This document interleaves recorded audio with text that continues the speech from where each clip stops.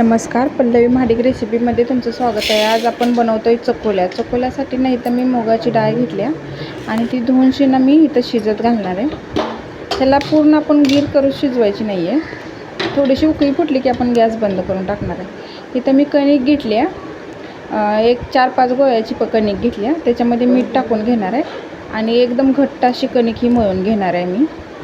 हे बघा, इथं मी एकदम घट्ट अशी कणिक मळून घेतली आहे। आता इकडे आपल्या डाळीला उकळी फुटली, आता मी ही डाळ पूर्ण शिजवली नाही, हे बघा अशी।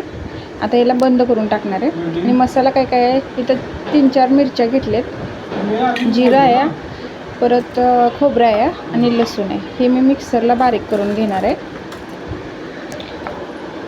हे सगळं एकत्र करूनच मी बारीक करणार आहे। हे बघा, आता हे आपलं मिश्रण आहे ना, बारीक करून घेतलं आहे मी मिक्सरला, हे असं। आता ना एका कढईमध्ये मी तेल टाकून घेणार आहे, त्याच्यामध्ये मी कढीपत्ता टाकते पहिल्यांदा। थोडा कढीपत्ता तडतडला ना की त्याच्यामध्ये आपण मोहरी घालणार आहोत।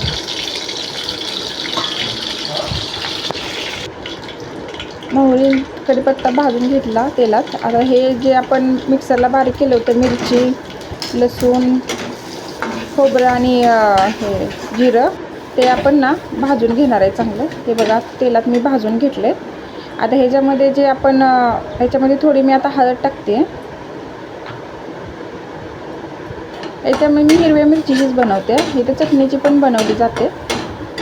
आता हे बघा, आता जे आपलं डाळीचं पाणी होतं ना, मुगाची डाळ शिजवलेली आरती, त्याचं पूर्ण पाणी आता मी ह्याच्यात ओतून घेणार आहे। हे बघा,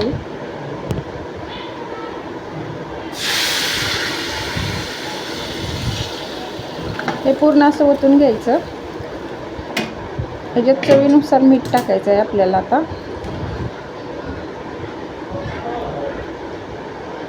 आणि कोथिंबीर पण मी टाकले याच्यात।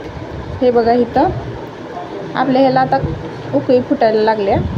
आता एकीकडे आपण ना तेलावरती ते एक गोळा घेऊन शिनाशी चपातीसारखं लाटून घेतलं। आता त्याला मी ना उलटण्यानं असं चौकोनी भाग करून घेतले। आता ह्याला उकळी आली आहे, ह्याच्यामध्ये आता टाकून घेणार आहे असं।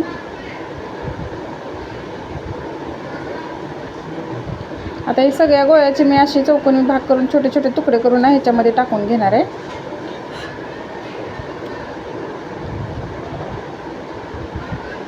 हे बघा, असं टाकून घ्यायचं। उकळी आल्यानंतरच टाकायचे, अगोदर टाकलं तर मग ते एकामेकाला चिटकून बसतील। हे बघा, मी सगळे असे टाकून घेतलेत। आता ह्याच्यावरती ना एक प्लेट झाकून 5 मिनिटासाठी हे बारीक गॅसवरती शिजवून देणार आहे चांगलं। खायला खूप छान लागतात या चकोल्या। कधी भाजीला काय नसेल ना तर फटाफट पण होतात। हे बघा, आपल्या चकोल्या तयार झाल्या। नक्की ह्या पद्धतीनं करून बघा, खायला खूप टेस्टी लागतात। रेसिपी आवडली असल्यास लाईक करा। हे बघा, आपल्या झाल्या वरणातल्या चकोल्या तयार।